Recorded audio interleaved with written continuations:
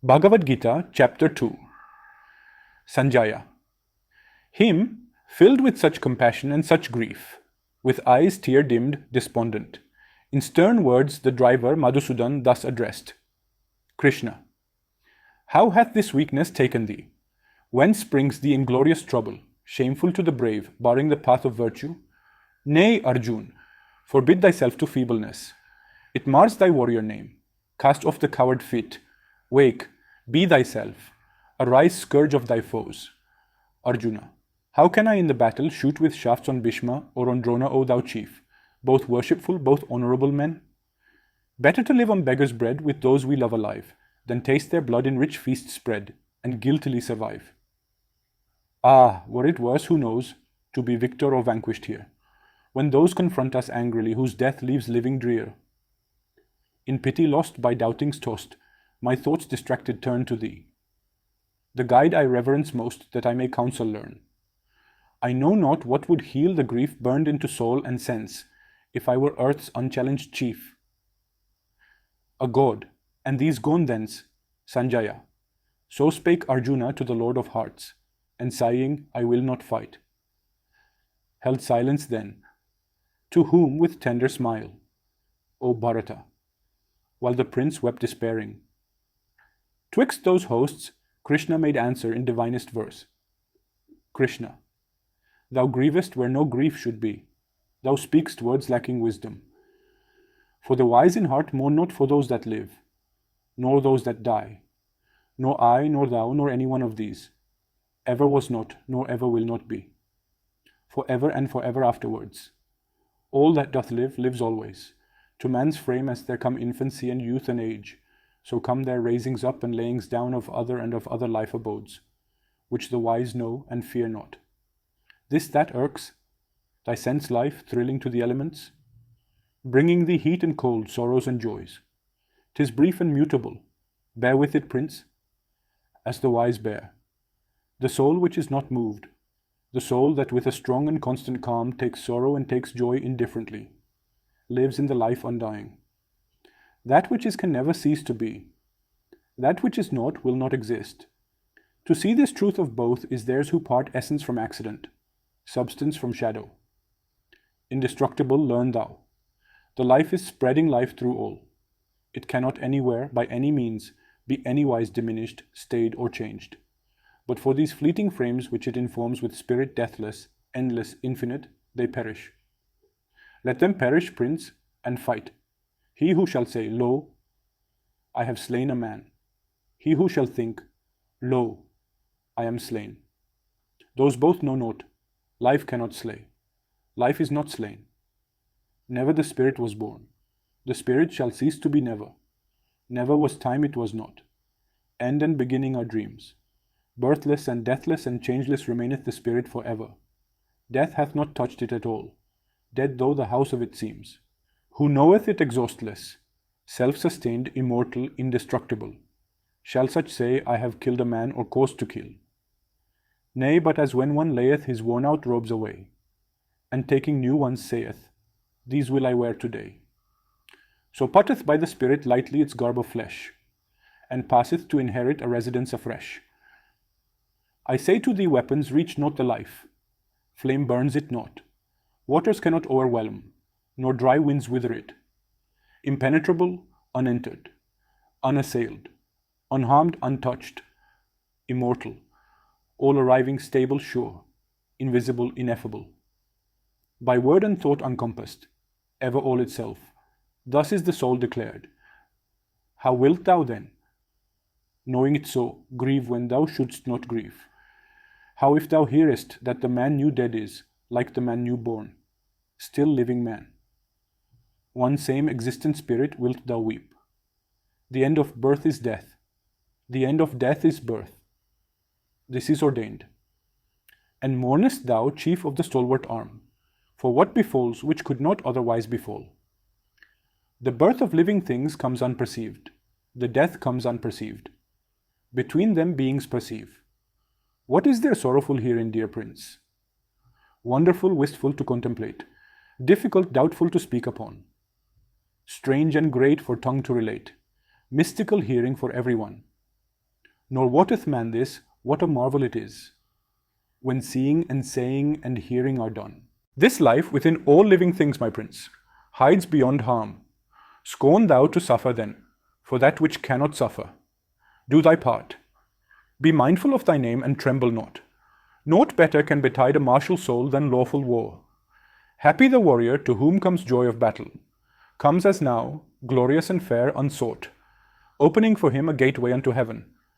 But if thou shunst this honourable field, a Kshatriya, if knowing thy duty and thy task, thou biddest duty and task go by, that shall be sin, and those to come shall speak thee infamy from age to age. But infamy is worse for men of noble blood to bear than death. The chiefs upon their battle chariots will deem 'twas fear that drove thee from the fray.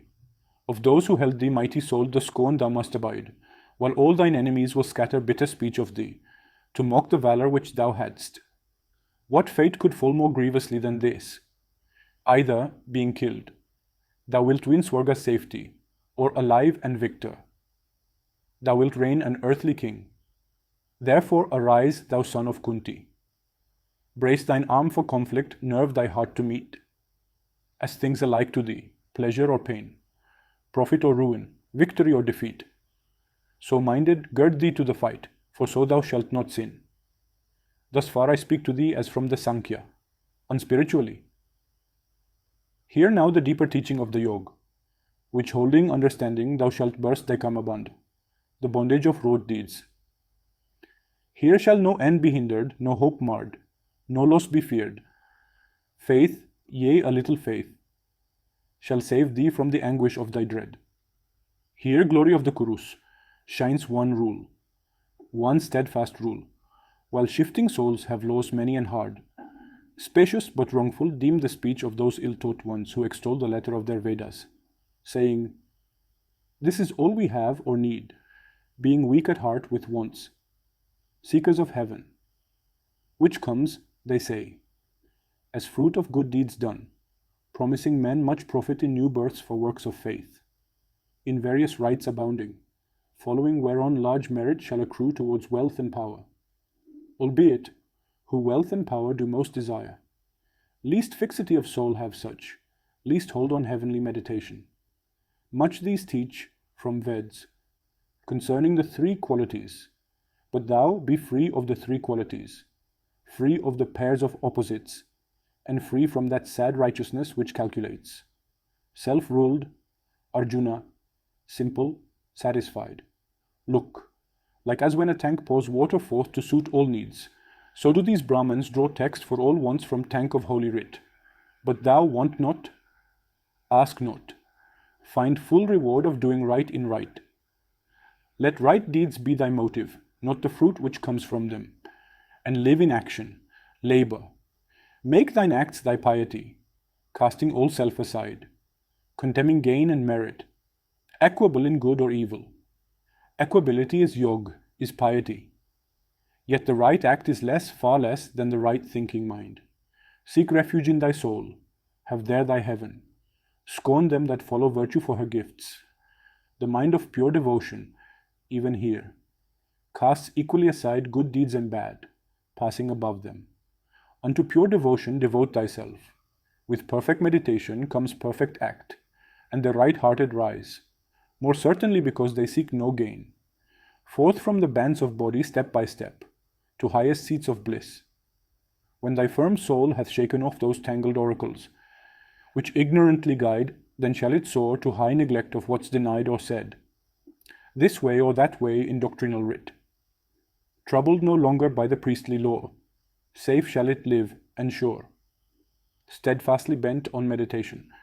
This is Yog and peace, Arjuna. What is his mark who hath that steadfast heart, confirmed in holy meditation?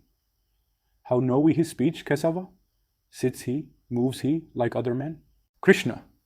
When one, O Pritha's son, abandoning desires which shake the mind, finds in his soul full comfort for his soul, he hath attained the Yog.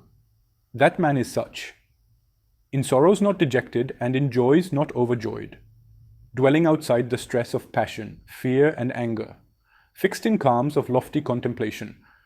Such an one is Muni, is the sage, the true recluse. He who to none and nowhere overbound by ties of flesh, takes evil things and good neither desponding nor exulting, such bears wisdom's plainest mark. He who shall draw, as the wise tortoise draws its 4 feet safe under its shield, his 5 frail senses back under the spirit's buckler from the world, which else assails them, such an one, my prince, hath wisdom's mark. Things that solicit sense hold off from the self-governed. Nay, it comes, the appetites of him who lives beyond depart, aroused no more. Yet may it chance, O son of Kunti, that a governed mind shall sometime feel the sense storm sweep, and wrest strong self-control by the roots. Let him regain his kingdom. Let him conquer this, and sit on me intent. That man alone is wise who keeps the mastery of himself. If one ponders on objects of the sense, there springs attraction. From attraction grows desire. Desire flames to fierce passion.